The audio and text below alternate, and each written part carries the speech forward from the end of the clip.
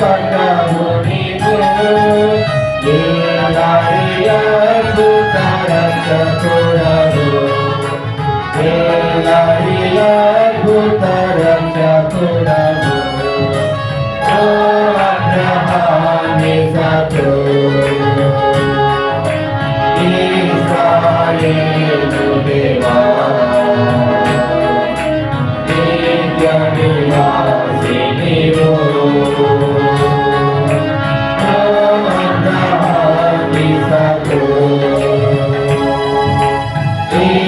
ఇశ్రాయేలు దేవా నిత్య నివాసి నీవు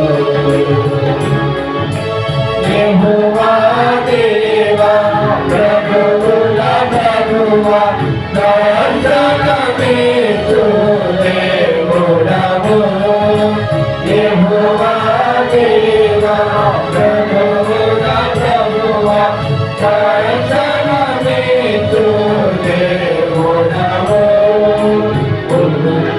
ఉన్నవాడవు నిత్యుడవు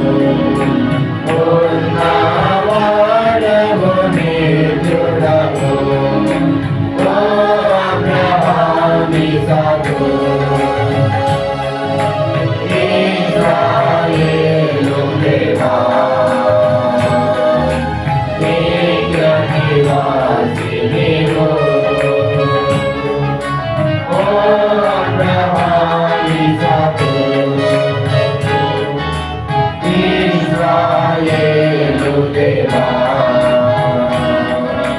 నిత్య నివాసి నీవు ప్రభువా సర్వశక్తిమంతుడా సంపూర్ణ కృపనిచ్చు ప్రభువు నీవే ప్రభువా సర్వశక్తిమంతుడా సంపూర్ణ కృపనిచ్చు ప్రభువు నీవే సమృద్ధిని రక్షణను ఇచ్చువాడవు సమృద్ధిని రక్షణను ఇచ్చువాడవు ఓ అబ్రహామి సతో ఇశ్రాయేలు దేవా నిత్య నివాసి నీవు ఓ అబ్రహామి సతో ఇశ్రాయేలు దేవా నిత్య నివాసి నీవు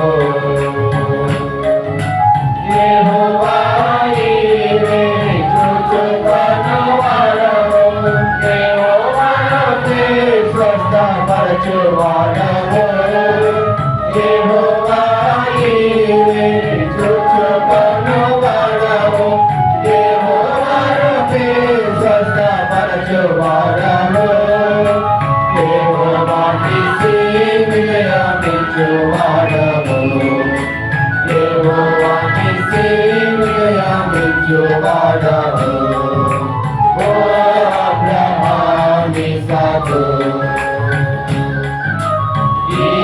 ఇశ్రాయేలు దేవా నిత్య నివాసి నీవు ఓ అబ్రహామి సతో ఇశ్రాయేలు దేవా నిత్య నివాసి నీవు యెహోవా కాదేశు శుద్ధి చేయువాడవు యెహోవా షాలేము శాంతికర్తవు యెహోవా కాదేశు శుద్ధి చేయువాడవు యెహోవా షాలేము శాంతికర్తవు యెహోవా సిద్కెను మానిదియు నీవే యెహోవా సిద్కెను మానిదియు నీవే ఓ అబ్రహామి సతో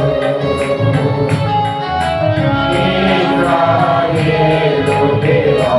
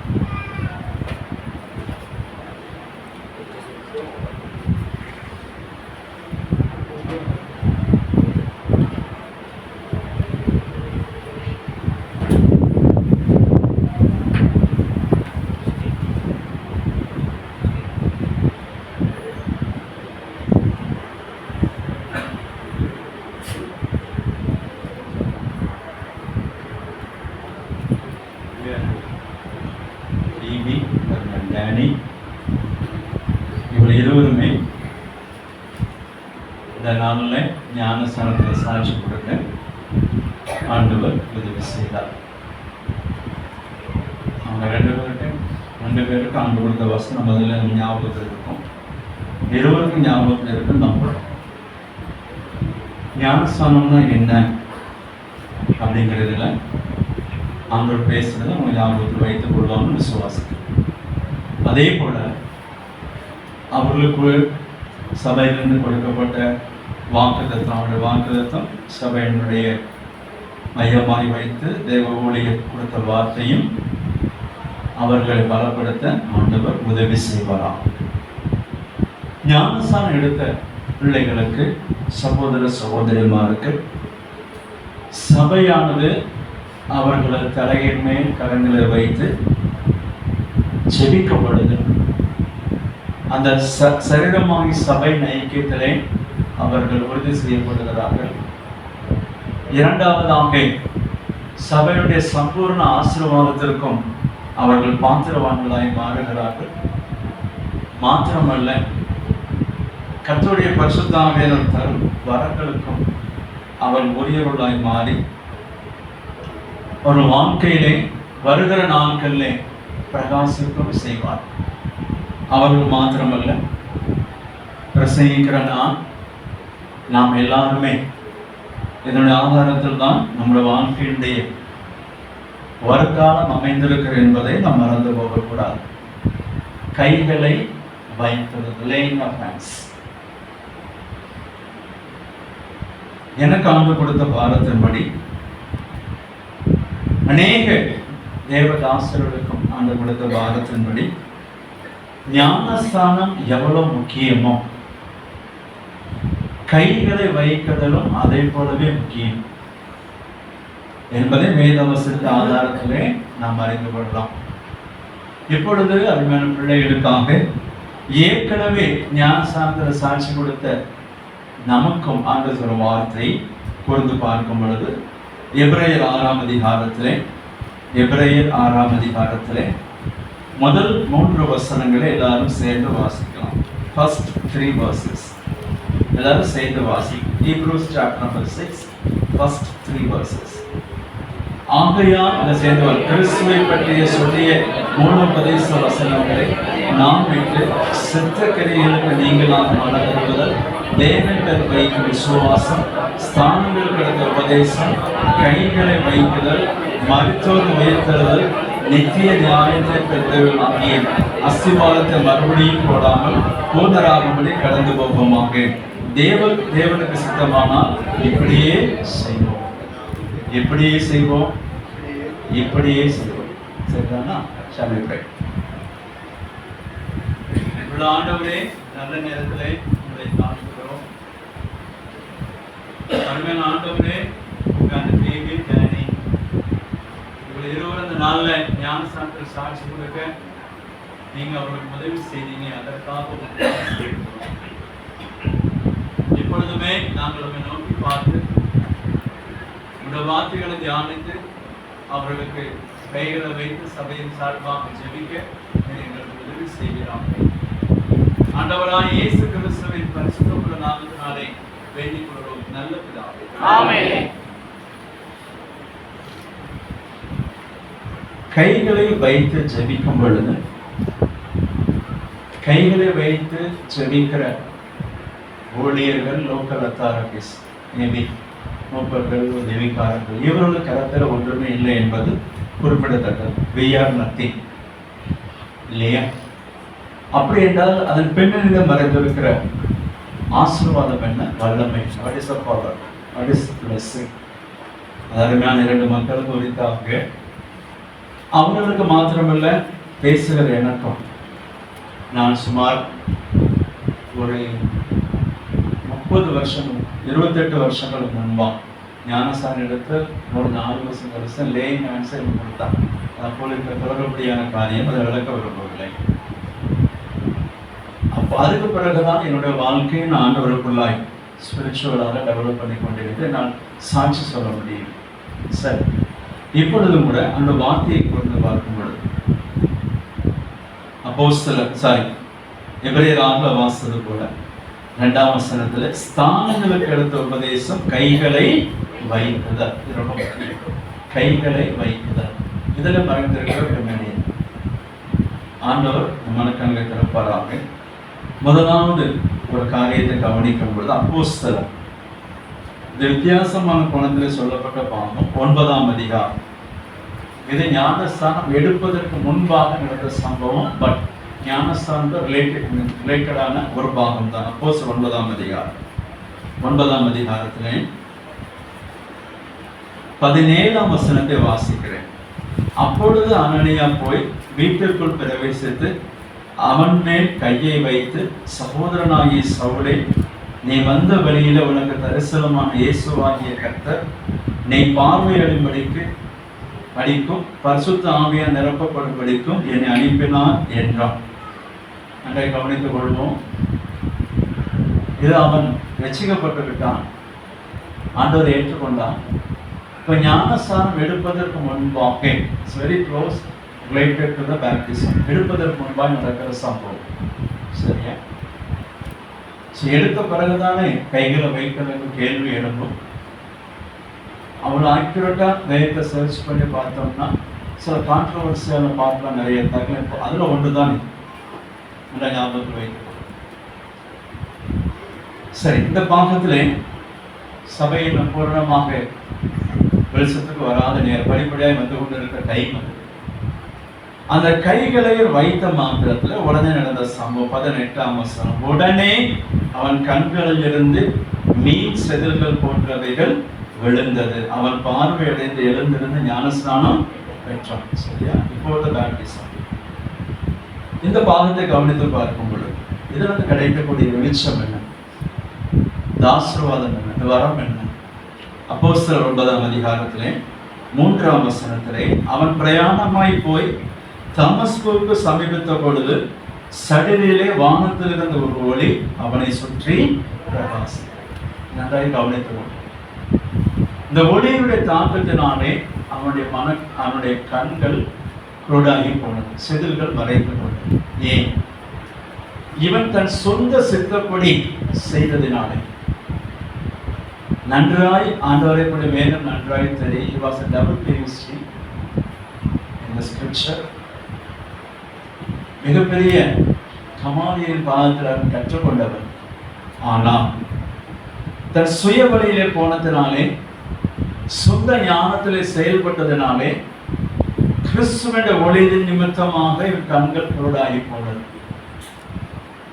இதே போல இது கருகலான பாகம் சொல்வதற்காக மன்னியுங்கள். அருமையான பிள்ளைகளுக்கு இது கொஞ்சம் வித்தியாசமான. நமக்கு ஆண்டவர் ஏற்றுக்கொண்ட நன்றாக வேதம் தெரிந்தும்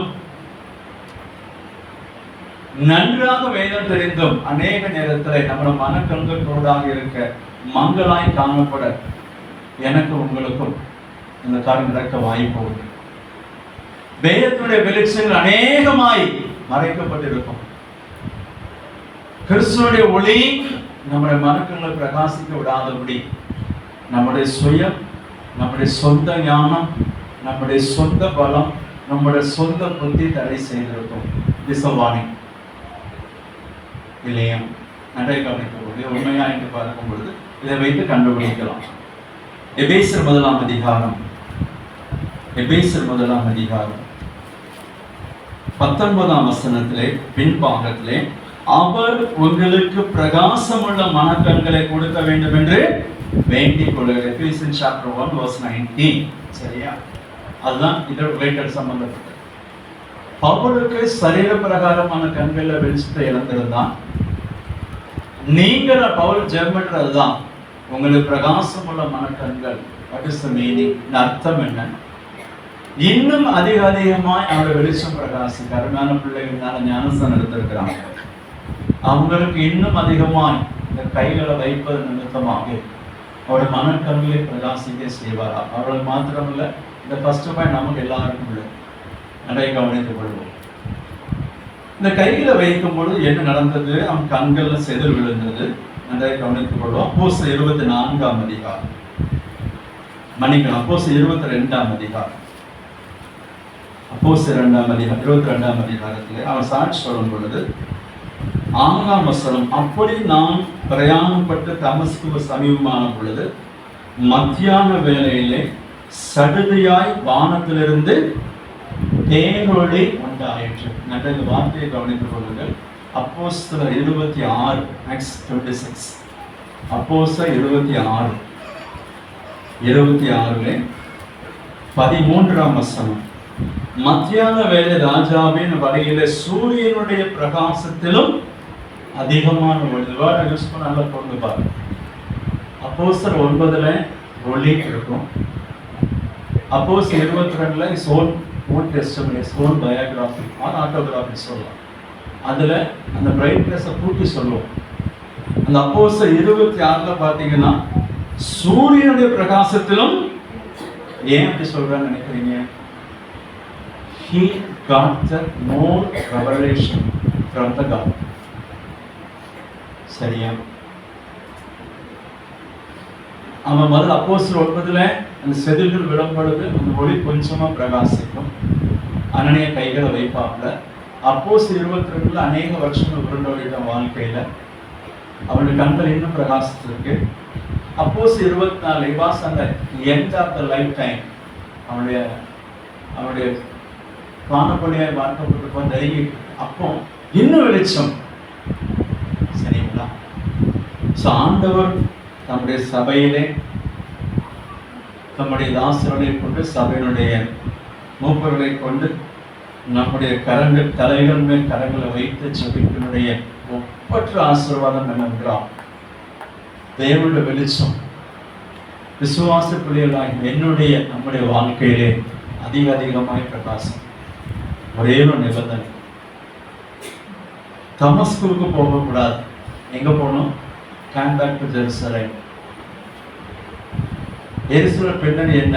அது சத்திய நகரம், அது மகாராஜாவின் நகரம், அது மனமகிழ்ச்சி நகரம். எருசலேம் இருந்தால், சீயோன் இருந்தால் வேதம் வெளிப்படும். அப்படிதானே? இதே போலதான் அப்போஸ்தலர் ஆண்டு உயிர்த்தெழுந்த அன்று அந்த 2 சிசுகள் சொல்லும் பொழுது ஜெருசலேம் எங்க போவாங்க?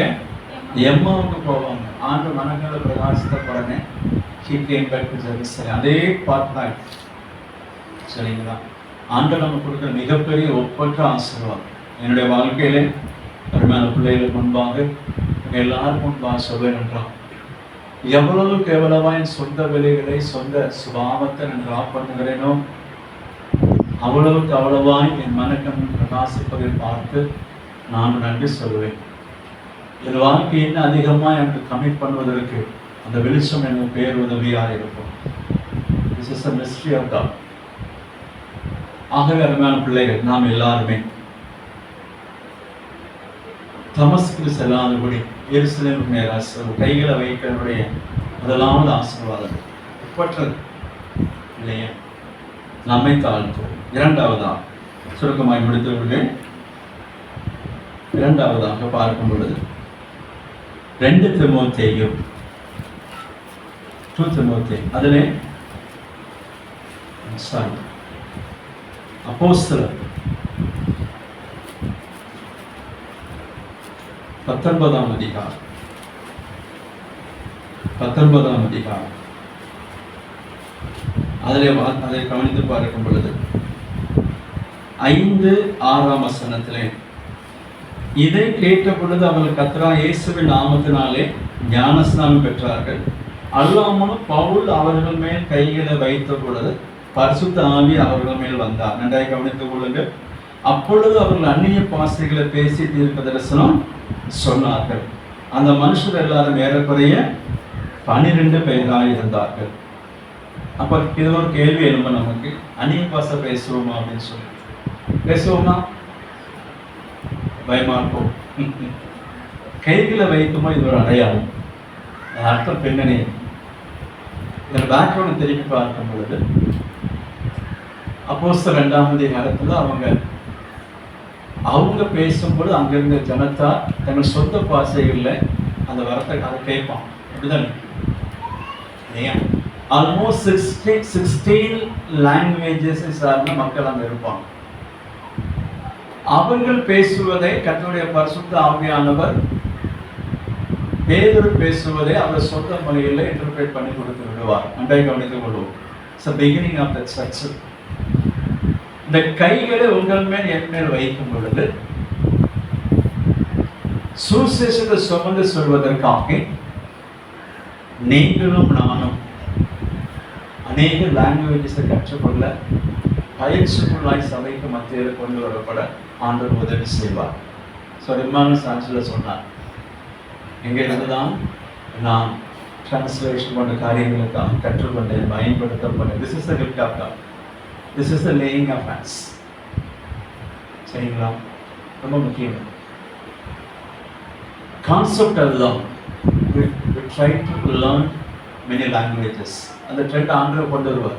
நீங்கள் ஒன்று முட்டி மோதாண்டா அப்படி கொண்டு வரும்போது எல்லாத்தையும் மூடி வச்சுட்டு உட்காந்துட்டோம் அப்படின்னா குற்றம் நம்மளுடைய இருக்கும். ரொம்ப ரொம்ப முக்கியம். இதை எப்படி கண்டுபிடிக்கலாம்? சில தாய்மார் தகப்பன்மார் ஒரு லாங்குவேஜுக்கு வந்திருப்பாங்க. ஒரு குடும்பத்துக்குள்ள தங்கள் பிள்ளைகளை தனக்கு தெரிஞ்ச லாங்குவேஜில் ட்ரெயின் பண்ணுவாங்க. சில தாய் தகப்பன் மூடி வச்சுருவாங்க. ஓ மதர் லாங்குவேஜ் இருப்பான், அப்பா ஒரு லாங்குவேஜ் இருப்பான். பிள்ளைகளுக்கு ஒரே ஒரு லாங்குவேஜ் தான் தெரியும், மதர் டங். இது கொடிய பாவம். அப்பாவா இருக்கலாம், அம்மாவா இருக்கலாம். அதே போல சர்ச்சில் சொல்லிக் கொடுக்க மாட்டாங்க அநேக நேரங்கள். கிரேட் சின். ஸோ இந்த பாகத்தை கவனித்து பார்க்கும்பொழுது எனக்கும் உங்களுக்கும் ஆண்டவர் தம்முடைய தாசர்களை கொண்டு ஆசீர்வதிக்கும் பொழுது எந்த வரம் எனக்கும் உங்களுக்கு தரப்படும். அநேக வரங்கள் இருக்கு. அதெல்லாம் சொல்ல இப்போ நேரம் இல்லை, இது போதும் நமக்கு. ஆகையினாலே அருமையான ஏபி டேனி மாத்திரமல்ல, நீங்கள்லாம் அந்த கைகளை வைக்கப்படும் ஒப்பற்ற ஆசீர்வாதம் மிகப்பெரிய தேவனுடைய வரம் நம்மேல் காணப்படும். மாத்திரமல்ல 2 தீமோத்தேயு 1ஆம் அதிகாரம் 3ஆவதாம், இதுவும் அதோடு சம்பந்தப்பட்டது தான். 2 தீமோத்தேயு 1ஆம் அதிகாரம் 1ஆம் அதிகாரத்தில் 6ஆம் வசனம், இது நிமித்தமாக நான் உன்மேல் என் கைகளை வைத்ததினால் உனக்கு உண்டான தேவ வரத்தை நீ அனல்மூட்டி எழுப்பி விடும்படி உனக்கு நினைப்பூட்டுகிறேன். ரொம்ப முக்கியம். அது மாத்திரமா 2 தீமோத்தேயு 4ஆம் அதிகாரத்தில் 1 தீமோத்தேயு 4ஆம் அதிகாரம் 14ஆம் வசனத்துல, மூப்பராகிய சங்கத்தார் உன்மேல் கைகளை வைத்த பொழுது தீர்க்க தரிசனத்தால் உனக்கு அளிக்கப்பட்ட வரத்தை பற்றி அசதியா இராதே. நீ தேடுகிறத யாவருக்கும் விளங்கும்படி இவைகளையே சிரித்து கொண்டு இவைகளில் நிலைத்திருக்கு. இல்லையா? அடுத்த இதோடு முடிக்கிறேன். மிக முக்கியம். இதுல சிங்களராக பவுல் தீமோத்தேயு மேல கை வச்சு ஜெபம் பண்ண காரியத்தை பேசுறாப்புல, சர்ச் எல்டர்ஸ் அவங்க கை வச்சு ஜெபம் பண்ணதை குறித்து பேசுறாங்க. அங்க ஒரு நிபந்தனை இருக்கிறது. என்ன நிபந்தனை? அந்த பாகத்துல 2 தீமோத்தேயு 1ஆம் அதிகாரத்துல 6ஆம் வசனத்துல, நீ அனல் மூட்டி எழுப்பி விடும்படி உனக்கு நினைப்பூட்டு. அது உங்களுடைய அருமையான ரெஸ்பான்சிபிலிட்டி. கர்த்தருடைய ராஜாங்கத்தை நிமித்தமாக, கர்த்தருடைய ராஜ்யத்தை விஸ்தாரப்படுத்துவதற்கு ஏதுவாக ஒவ்வொருத்தருக்கும் ஒரு வரம் இல்லாத மனுஷன் ஒருத்தரும் கிடையாது. ஆண்டவர் அந்த தாளந்து கொடுக்குற ஓமையில சொல்லும் பொழுது ஒருத்தனுக்கு 10 தாளந்து, ஒருத்தனுக்கு 5 தாளந்து, ஒருத்தனுக்கு 1 தாளந்து. அப்போ 1 தாளந்து இல்லாம யாரையும் ஆண்டு விடுறது இல்லை. அப்படிதானே? ஒருத்தருக்கும் ஒரு டேலண்ட் ஆண்டு கொடுத்துருப்பா, வரத்தை கொடுத்துருப்பா, ஈவை கொடுத்துருப்பா. அதை டெவலப் பண்ண வேண்டிய பொறுப்பு என்னுடைய பொறுப்பு இல்லையா? அதை எப்படி டெவலப் பண்ண சொல்றாரு? 6ஆம் வசனத்துல, நீ அனல் மூட்டி எழுப்பி விடும்படி உனக்கு நினைப்பு. எப்படி அனல் மூட்டுறது? எப்படி அனல் மூட்டுறது? இப்போ அடுப்புல நெருப்பு எரியுது, பகிஞ்சுக்கிட்டே இருக்கு. எப்படி அனல் மூட்டுவோம் சொல்லுங்க? ஊதும். இதுதானே காத்தான் கொடுத்து அந்த பயரன் பிளஸ் ஆக்சிஜன் ஆட் பண்றது இல்லையா? எக்ஸ்ட்ரா ஆக்சிஜன் அதில் சேரும்போது ஆக்சிஜன் போதும், கார்பன் டை ஆக்சைடு வெளியே வரும். ஆக்சிஜன் உள்ள பொழுது சேரும் போது நெருப்பு வந்து ஸ்ப்ரெட் ஆகும். அந்த கான்செப்ட் அது. தேவனுடைய வசனம் மேலும் மேலும் நமக்குள்ளாய் தியானிக்கும் பொழுது, நாம் தியானித்தது போல, நேற்று முந்தாள் பார்த்தது போல, அப்போஸ்தலர் இதுல லூக்கா 24 பார்த்தது போல, ஆண்டவர் வேத வசனத்தை விளங்க காட்டின பொழுது அவர் இருதயங்கள் கொடுத்து விட்டு இருந்தது. சங்கீதத்தில் சொல்லும்போது வசனத்தை தியானிக்கையிலே எனக்குள்ளாய் அனல் முன்னு சொல்வார். தொடர்ந்து அந்த வசனத்தை தியானித்து பழகும் பொழுது, அதிலே மனசை செலுத்தும் பொழுது உங்களுக்குள்ள வரம் எழுப்பி பிரகாசம். இந்த வரங்கள், இந்த வெளிச்சங்கள் அருமையான மக்களுக்கு உரியதாக இன்னும் சொல்லிக்கிட்டே போகலாம். போதும். சபை ஐக்கியத்தில் இருக்கிற சேஷமா எந்த சபையில கூடி வந்து ஞானஸ்தானம் எடுக்கிறீங்களோ அங்கே உள்ள அந்த ஆவி, அந்த பலம், அந்த வரம் உங்களுக்குள்ளாய் வர அதிக வாய்ப்பு. இது கொஞ்சம் மிஸ்ட்ரி மாதிரி தெரியும், வித்தியாசமாய் தெரியும். என்னுடைய வாழ்க்கையை சூழ்நிலைத்து கொண்டு சொல்லி படிக்கிறேன். நான் ரட்சிக்கப்பட்டு, நான் கேத்தலிக் பேக் ரட்சிக்கப்பட்டேன். ஞானஸ்தானம் எடுத்த பெண்டிகாஸ்டல் பேக்ரவுண்ட். இந்த சில சபைக்குள்ள இந்த வெளிச்சத்துக்குள்ள வந்தது கோயம்புத்தூர் பத்மூலம் முதலாம் வந்து பிறகு தூத்துக்குடியில் தான் ரகபூத்தில் நான் வளர்ந்தது. அங்கே தான் நான் ஞானஸ்தானம் எடுத்தேன். ஞானஸ்தானம் எடுத்த பெண்டிகாஸ்டல் லேயிங் ஆஃப் ஹேண்ட்ஸ் வந்து அங்கே தான் இருக்கு. அங்கே இருக்கிற அந்த அவங்க அந்த ஸ்பிரிட், அந்த அனல் எனக்குள்ள கிரியேஷனை சரண்டர் பண்ணதுனால எனக்கு இப்போ ஆசீர்வாதம். அதே போல அருமையான பிள்ளைகள், ஏற்கனவே பெதஸ்தால ஞானஸ்தானம் எடுத்த அருமையான மக்கள் ரொம்ப முக்கியம். இது ஒரு மிஸ்ட்ரி, ஒரு ட்ரூத். இங்க இருக்கிற அனல், இங்க இருக்கிற ஆவி நீங்க சரண்டர் பண்ணுவீங்கன்னா உங்க உள்ளத்துல பற்றி எரியுமா இதேதான், எரியுமா இதேதான். நான் சொன்னாங்க இல்லையா, 10 பேருக்கு மேல ஒவ்வொருத்தருக்கு ஒளியை செய்வன் அப்புறம் சரிதானா.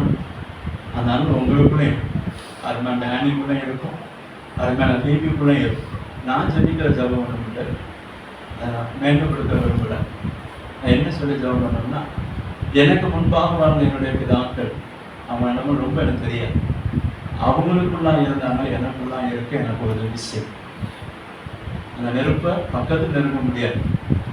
அவங்க லெஜண்ட்ஸ், அவங்கெல்லாம் பேர் சொல்ல விரும்பல, அங்கே தகுதிகளும் கிடையாது. அவங்களுக்குள்ளாய் எரிந்த அந்த நெருப்பு எனக்குள்ளாயும் எரிய எனக்கு உதவி செய்யணும்னு சொல்லி ஜபம் பண்ணணும். அடிக்கடி இன்னும் ஜபம் பண்ணணும். அந்த எனக்கு கிருபை செய்யலாம்.